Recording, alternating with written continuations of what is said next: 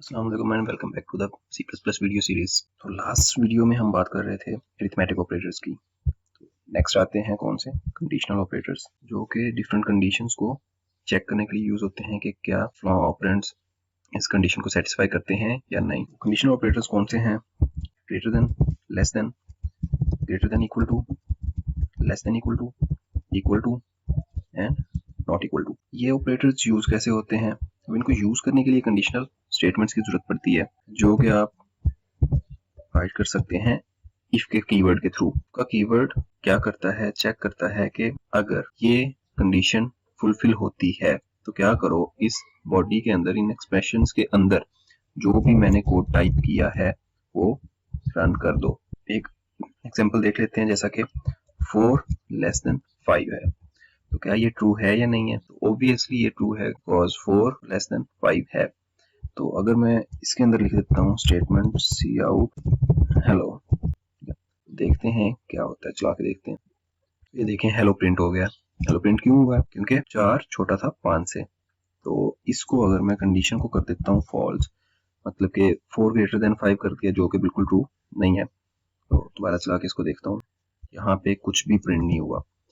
तो ये क्या हो रहा है? हम देख रहे हैं कि अगर ये कंडीशन फुलफिल होती है तो क्या करो, यहाँ पे पड़ा हुआ काम कर दो। कंडीशंस पे बेसिकली हम रिस्ट्रिक्शंस लगा सकते हैं किसी भी चीज पे कि अगर ये सिचुएशन फुलफिल होती है तभी नेक्स्ट हमने मूव करना है। इसको हम ले लेते हैं पहले variable, for example int n मैंने ले लिया और इनपुट करवा लिया n।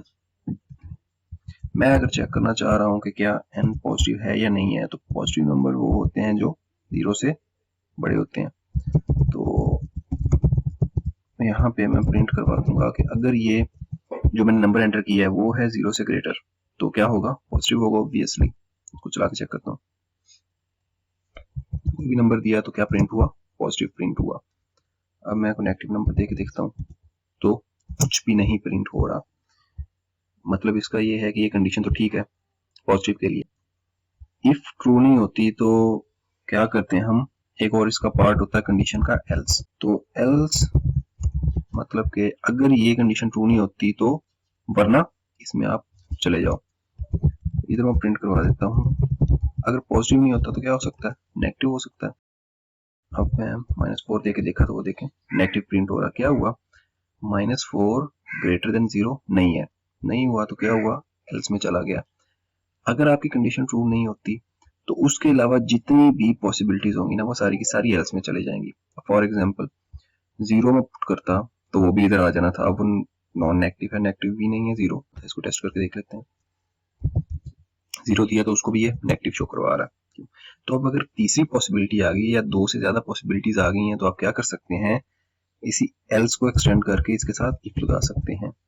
If n less than 0, इधर मैं कंडीशन लगा देता हूँ नेगेटिव की, लेस देन 0 है तो वो नेगेटिव है। अब एक कंडीशन मैंने यहाँ देख ली, दूसरी यहाँ देख ली, तो तीसरी बचती है कौन सी? 0 की। तो उसके लिए मैं जस्ट नीचे एल्स लगा दूं और इधर लिख दूं इट्स 0। चेक करते हैं इसको। अब अगर मैं देता हूँ 0 तो क्या हो रहा है? Print it's 0। ना तो 0 मतलब ये ट्रू भी नहीं, ये भी नहीं ट्रू हो रही कि 0 ग्रेटर देन 0 नहीं, 0 लेस देन 0 भी नहीं है, तो क्या बचता था? 0 इक्वल टू 0। तो एल्स वाली कंडीशन ट्रू हो गई। इसी तरह से आप इस चेन को, ये एक चेन है इफ एल्स, तो ये आपकी कंडीशन पे बेस करता है। अगर आपकी 10 कंडीशन है ना, तो आप क्या कर सकते हैं, इफ, उसके बाद एल्सिफ लगा के अपनी सारी कंडीशंस को चेक करवा सकते हैं कि कौन सी ट्रू है। अगर आप ऐसे कर देते हैं कि इफ के बाद फॉर एग्जांपल मैं एक न्यू इफ स्टार्ट कर देता हूँ, ये इफ एल्स चलता आ रहा है, या ये फॉर एग्जांपल अकेला ही इफ होता और उसके बाद मैं फिर एक और इफ लगा देता विदाउट एल्स, तो क्या होना था? वो इफ ऊपर वाली अलग है और ये वाली इफ अलग हो जानी थी, दोनों कंडीशंस चेक होनी थी अलग अलग। यहाँ पे क्या होता है कि अगर एक कंडीशन ट्रू हो जाती है ना पूरी चेन में से, तो बाकी की कंडीशंस को वो छोड़ के आगे निकल जाता है। ठीक है, फॉर एग्जांपल ये ही ट्रू हो जाती पॉजिटिव वाली, तो ना उसने नेगेटिव वाली को चेक करना था, ना इस एल्स में आना था। तो ये एक होती है चेन, और ये सेपरेट इफ में डिफरेंस होता है। अगर आपने एक ही चेन बनानी, आप चाहते हैं कि 10 कंडीशंस में से अगर कोई एक ट्रू होती है तो ये काम हो जाए, और 10 को आपने लिंक करना है कंडीशंस को, तो क्या करना है? हमेशा इफ के बाद एल्स लगाना है, एल्स के साथ फिर इफ लगा के कंडीशन लगानी है। अकेला एल्स के साथ कंडीशन नहीं लग सकती, कंडीशन हमेशा इफ के कीवर्ड के साथ ही लगनी है। तो नेक्स्ट ऑपरेटर आ जाते हैं लॉजिकल ऑपरेटर्स। तो ये कौन से ऑपरेटर हैं? इनके लिए पहले कंडीशनल ऑपरेटर्स का इल्म होना जरूरी था, तो इसलिए पहले वो किए हमने। तो लॉजिकल ऑपरेटर्स यहाँ पे दो हैं, एंड ऑपरेटर और ऑपरेटर। इनको यूज कैसे करना है? अब जब दो या दो से ज्यादा कंडीशंस को कंबाइन करने की बात आती है तो तब लॉजिकल ऑपरेटर्स यूज होते हैं। अब फॉर एग्जांपल मैं कहता हूँ कि अगर मैंने कोई नंबर चेक करना होता कि यही जो नंबर इनपुट करवा रहा हूँ, मैं देखता कि फॉर एग्जांपल ये मार्क्स हैं किसी स्टूडेंट के, तो मैंने इनको वैलिडेट करना है, तो कैसे करना है? चेक करूंगा कि पहली शर्त ये है कि वो 0 या 0 से ज्यादा होने चाहिए, नेगेटिव में नहीं हो सकते मार्क्स। और दूसरी कंडीशन ये थी कि मार्क्स 100 से लेस या उसके इक्वल होने चाहिए, 100 से ज्यादा भी नहीं हो सकते किसी एक सब्जेक्ट के मार्क्स। अब ये दो कंडीशन है, तो इनको कंबाइन कैसे करना है? अब डिपेंड ऐसे करता है कि क्या मैंने दोनों कंडीशंस को ट्रू करवाना है या इनमें से कोई एक भी ट्रू हो तो काम चल जाए। अगर आप चाहते हैं कि दोनों की दोनों कंडीशंस ही ट्रू हों तब ही नेक्स्ट मूव करें हम, तो क्या करना है? एंड ऑपरेटर यूज करना है इनके दरमियान में। और अगर कोई एक कंडीशन ट्रू हो जाए तो फिर भी ठीक है, तो उस सूरत में आपने क्या करना है? और ऑपरेटर यूज करना है। तो मैं यहाँ पे एंड ऑपरेटर लगा के देखता हूँ, प्रिंट करवा देता हूँ वैलिड मार्क्स या वैलिड नंबर, यहाँ पे प्रिंट करवा देता हूँ इनवैलिड। देखें 0 और 100 के दरमियान में है ये 24, तो वैलिड मार्क्स प्रिंट हो रहा है।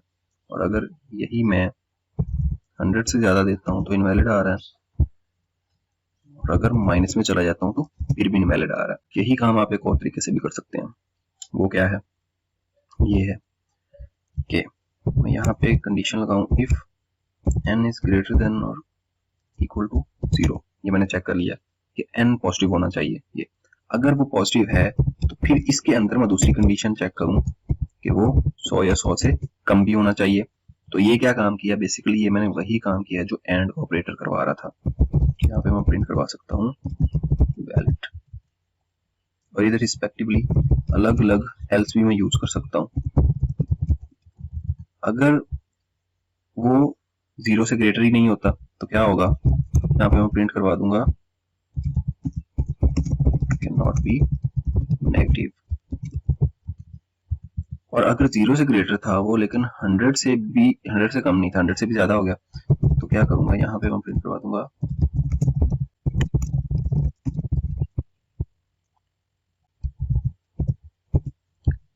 तो ये देखें can not be higher than 100। ऐसे ही अगर मैं देता हूँ negative can not be negative, तो अलग अलग मैसेज भी प्रिंट हो गए हैं। तो इस तरह से अब इस कंसेप्ट को क्या कहते हैं? नेस्टेड कंडीशंस कहते हैं। ठीक है, नेस्टेड कंडीशंस।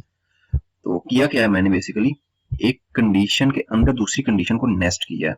ठीक है, तो इस चीज को कहते हैं नेस्टेड कंडीशंस। यहाँ पे जस्ट एक ही बात में रखने वाली है कि नेस्टेड कंडीशंस तब यूज करते हैं जब कोई एक चीज दूसरे पे डिपेंड कर रही हो। फॉर एग्जांपल किसी ने ब्लड डोनेट करना है, तो सबसे पहली कंडीशन क्या होती है कि उसकी एज 18 या 18 से ज्यादा हो। ये पहली कंडीशन होगी। अगर वो 18 से ही नीचे है तो हम क्या करते हैं? उसको रिजेक्ट कर देते हैं। फिर उसके बाद अगर 18 से ज्यादा है तो क्या कंडीशन चेक करते हैं कि उसका क्या ब्लड ग्रुप मैच होता है या नहीं। तो ये सेकंड कंडीशन आ जाती है। तो जब इस तरह की सूरत हाल आ जाए तो आप कंडीशंस को नेस्ट कर सकते हैं कि एक कंडीशन को टॉप पे रखें, अगर वो ही फुलफिल नहीं होती तो आप अगली चीज को टच ही नहीं करते, उधर ही मैसेज प्रिंट करवा देते हैं कि ये कंडीशन फुलफिल नहीं हुई। उम्मीद करता हूँ आपको अच्छे से समझ आई होगी। प्रैक्टिस के लिए भी मैं कुछ प्रोग्राम एंड पे लिख देता हूँ। मिलते हैं इंशाल्लाह नेक्स्ट वीडियो में, तब तक अपना ख्याल रखिएगा। अल्लाह हाफिज।